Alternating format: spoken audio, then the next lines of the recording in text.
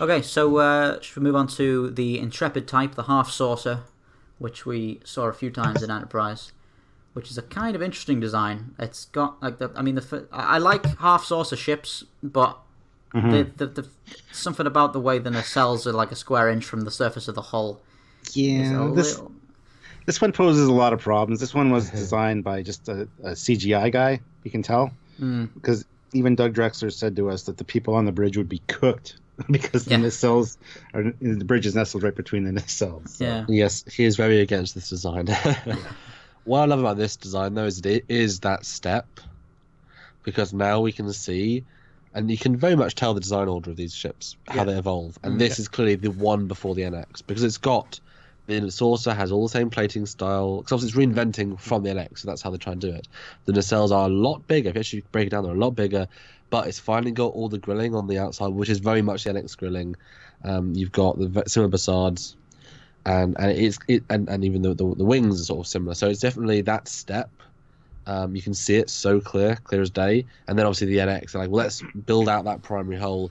Let's make it full saucer. And as I've said before, there is no saucer until the NX. If you look at if the Franklin you include, okay, that is the first saucer, but the first saucer is the NX. Although even the Franklin is a beveled saucer. True, the first full saucer is the NX. So really, you can't think of it as the Connie came first. No, in this universe, this is the first half saucer. Let's make a saucer, this ship, and then let's make a full saucer, NX. So this is the first real step, which is why I like it. But Stu, you don't like this as much? I don't, and the reason is the nacelle placement and just the wings. It's not. I like the wings. It's not an atmospheric ship. You don't need the wings. Well, it counterbalances it though. It throws it off for me. Oh, it really does. And I'm curious as to what they're actually technically explained as being for, because I can't think of any scientific reason to put like a couple of fins on the back like that. No, unless it is designed for atmospheric flight as well, and it's small enough it could be. But no, if they had like a weapons pod or something on the edge of the end of the wings, that would explain it a bit better for me. But as it sits, I'm not impressed with it. Well, okay, then I do hate the wings on the Enterprise B on the nacelles. They must have a function. No, they look good though. But they're not as big. And we've lost all of our credibility now. That happens a lot on our show. We just. They do just casually fly the NX class through the skies of Nazi Germany in season 4 though, which I didn't like. That's true. I don't think they should be just throwing those massive million ton starship through the air as if it would just be fine. But if you can bend space, I guess it's just like I don't know. It seems like I'm okay with a if we're watching Star Wars or whatever, and you see an Imperial Star Destroyer that's just floating above. I'm like, okay, they've got all repulsor lift technology and stuff, whatever. But Star Trek, all the technology is like propulsion, like and it holds itself to a higher standard of realism than Star Wars does. I can't help but feel that and don't get me started about how Voyager stands on those 4 little matchsticks and lands on planets. Structural integrity fields aid so much in that, and slight tractor beams, but repulsing. Yes. I mean, it's easy, Daniel. Why don't be so 8-brained. Why would you use a structural integrity field and a repulsor tractor beam just to overcome the problem that you have created by putting tiny landing legs on one end of the ship? Like... You would think that one of the reasons you might be landed on a planet is because you're having issues with power and need to repair something. So, they lost a warp coil once. They had to completely replace a warp coil. Yeah, true. We can land on the planet, but as soon as we take the warp coil out to fix it, the ship's going to fall over forwards. I'm sorry. There's nothing we can do. It was just designed this way. Look, okay, a few scratches in the paint, we can deal with that, okay? We can deal with it. We can find a hill of exactly the right height. We can crop the nose of the ship up on there. Or if we have the hand of God holding the back of the ship, because we Apollo, know, Apollo, exactly. Yeah. We know that they had to hold the ship down, the model, when they had it sitting. That's when you know you've got a problem, isn't it? When you can't get the model to stand up, you've got to think, hang on a minute. Yeah. Anyway. Although, can I just point something out, though? No. A better idea. Well, the entire ship is artificial gravity, right? So why wouldn't you just make the back of the ship heavier than the front of the ship? Ooh. Again, power problems, though. That'd be the easiest thing. You don't need much I'd hate power. to be working back in the shuttle bay when they're doing that. Oh my God, I can't walk. Yeah. You just do the lowest deck then. You just make it like 5,000% gravity. That guy who worked on the bottom deck from that one episode is unfortunately flattened. got to land on a planet. I'm sorry, Ensign Perkins. You're gonna be crushed. You send all your big burly security officers to the back because they're the heaviest guys. In a gold shirt though. Yeah. That's what you signed on for. You're not only a gold shirt, but you're a gold shirt on Voyager. Your ballast. Or go to the back. You send one of the Equinox crew. Yeah. Because wow. I mean, even if they weren't crushed to death by artificial gravity, it was only a matter of time before Neelix sent them into a cave to go and fetch some potatoes or whatever, and sentence them to death. It's just their lot in life on Voyager. But yeah, okay. Now we've finished talking about something entirely different to the Intrepid type. Let's move on to the. I don't want to finish off though saying how much bigger these warp missiles are. I mean, seriously, look at them. They're twice the size. Yeah, they're thicker. They're longer. I mean, they are. I think what this ship represents is the evolution to longer term duration of travel. It's no longer about speed so much as about durability and the ability to go to those, maybe even to Vulcan. We can do that 2 week, well, I guess 4 or 5 week flight for warp 4. I mean, this would be a post Kelvin presumably. And so the NX again, the warp 5 engine, everything gets smaller. You get more for your buck, and it becomes smaller. And I really like how much bigger they are. They're huge, and I would love to see a post NX, because I mean you've got to assume that 5-6 years after the NX, every ship's going to be given the treatment, some level of refit. Yeah. So this ship, refine it, maybe even give it. I loved it with a secondary hull to rebalance it. That'd be that'd be a really interesting idea. Actually, that'd be really give it the refit treatment. Yeah, absolutely. You should do that. That'd be cool. Sorry, Daniel. And no, I agree. That would look really interesting. Yeah, reposition those in cells, please. You could even turn those pointless fins into some kind of pontoons if you shifted them around a bit. Yep. And they'd be like, oh, whatever, we just put them there in case we ever decided to attach a secondary hull. Yeah. That's why they were there. Don't question us. But yeah, we only ever saw this get given to Malcolm Reed and then blown up, and in an alternate timeline, and also on screen for half a second at the end of season 2. But which again suffers from not having got enough screen time syndrome. I'd like to have seen more of it, even if it does have strange nacelles that will microwave the captain. Yes. But yeah. Anyway, NX class. The NX class is although developed last chronologically, it is the design by which everything else stems from the behind the scenes standpoint for Enterprise period.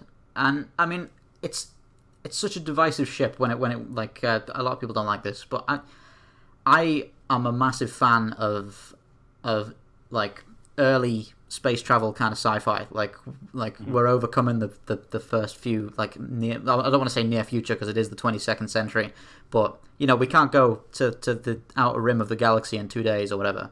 Like we're overcoming technical problems all the time, and the NX is so like it's not smooth. It's not like it's got so many modules and details, and it feels so real in its design, and I've always really enjoyed the NX for that.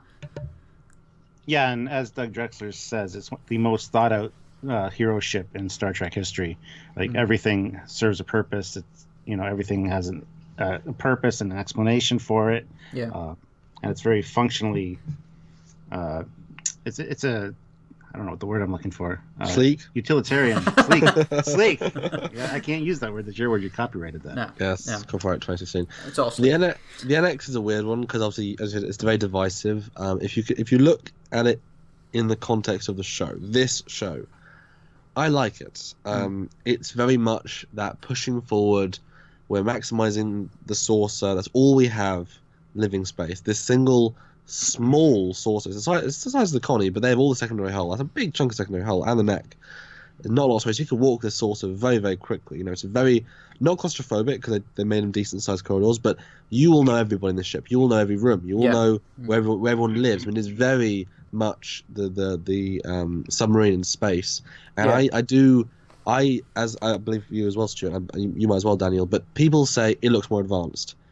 I do think that's a misnomer because technology isn't dependent on the outer looks. No, technology does get simpler. I didn't say sleek there. Simpler. I mean, look at a flip phone. A flip phone with one of those black Motorola from 12 years ago, and then look at an iPhone. What's more advanced? Well, one has more detailing. One has a screen on the outside, one has a screen on the inside. It makes it more detailed. Look at an iPhone. It's a blank brick with two sides with glass.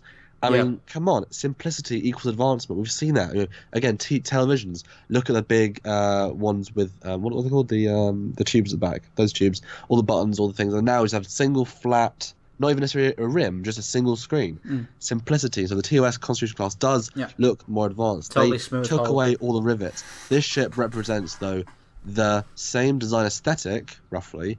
But given the real world building, you need to rivet things together. You need to use, like the Kelvin has, unfortunately, in the engine room. It needs to have the rivets. It needs to have the hull plating. And that's why it looks less advanced, because you can relate to it more.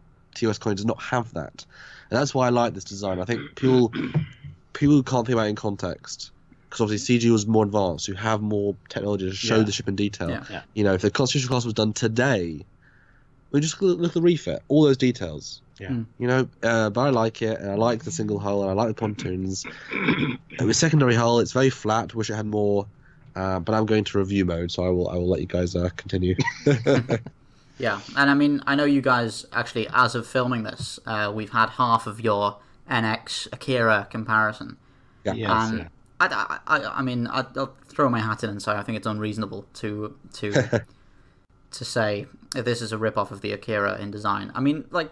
It's been said. You've said it before, but it's like it's the Starfleet aesthetic. Like, there's only so much you can do with a saucer, two nacelles, pylons, and a secondary hull. And this thing hasn't even got a secondary hull. But it's like, it's how long is it until you run out of ways to configure these things? They're going to come back to old designs eventually. Like, exactly. There's about 15 ships that you could call a rip off of the Constitution. Like, I mean, only 15. Well, more than that. Even, but yeah, like there are some ships that are really similar to the Constitution, like, and nobody says a word about that. Like everything in the early TNG era looks like a Galaxy class.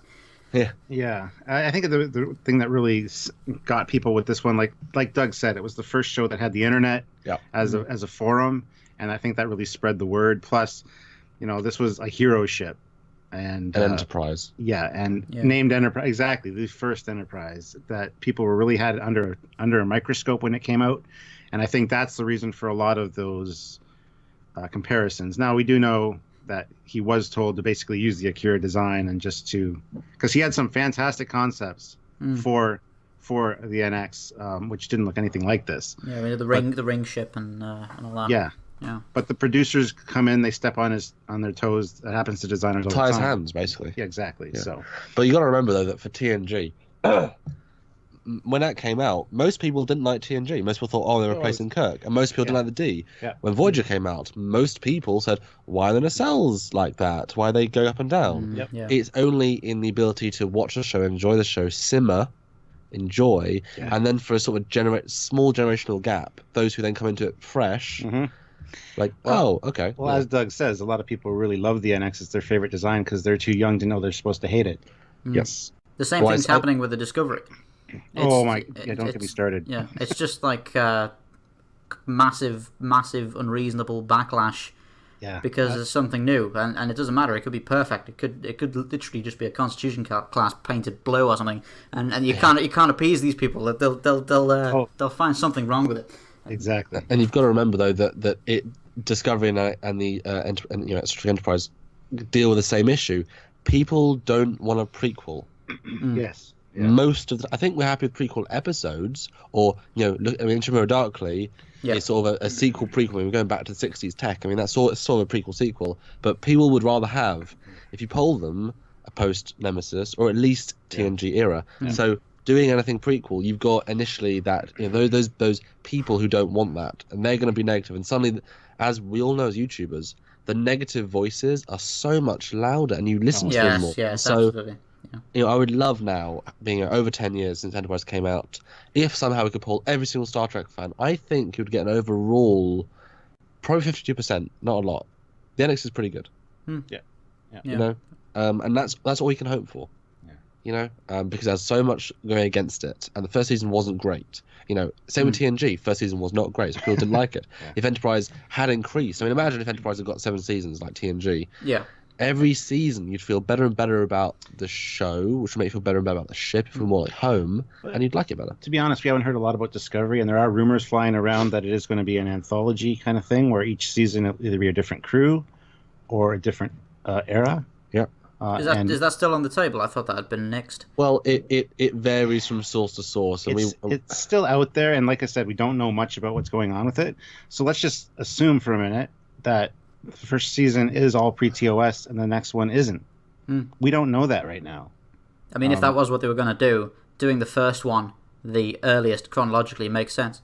And we've got... especially in my original concept when we talked about Discovery ages ago was that each, if you altered the timeline, but the character would be the same character, maybe then you move it to the refit era, suddenly, wow, he's 20 years older. Yep. You have that life history, you tell that story of that character throughout the years and years, and one season of TV, it's only like 10, 13 episodes.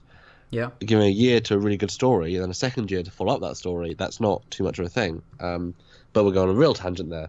The NX, I think... Well, let's ask a question to you guys, just to sort of finalise a little bit.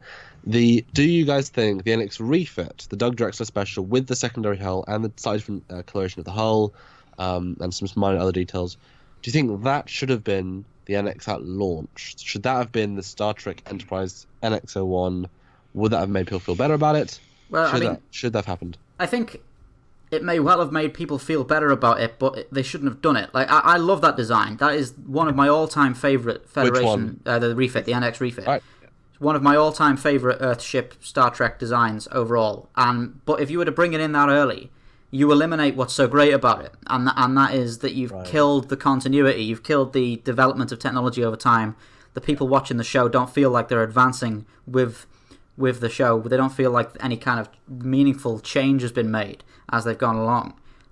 You see, even the subtle changes to the Columbia, it would have been easy for them to just change the name and like load up another NX CG model and write Columbia on the saucer. But they changed the saucer. They changed the deflected dish a bit. We've got to thank Rob Wonshun for going out of his way to make those changes, because they weren't going to make any changes. So thank you to him for making those changes.